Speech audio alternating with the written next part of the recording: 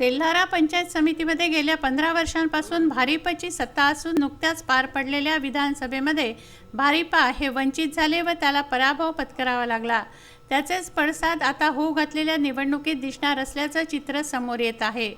15 वर्ष सत्तेत असलेली भारिप आज काँग्रेस व भाजपच्या ताब्यात जाण्याची चर्चा जनसामान्यात होत आहे।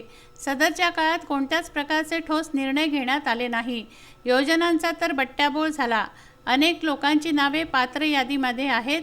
काहींनी डीबीटी पद्धत असल्याने वस्तू साहित्य खरेदी केलं, बिले सादर केलीत, पंचनामे झाले।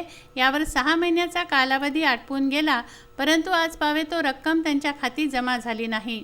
याचाच परिणाम येत्या निवडणुकीवर होण्याची शक्यता आहे। सदर पंचायत समिती अंतर्गत 16 गण येतात तर 8 गट आहेत।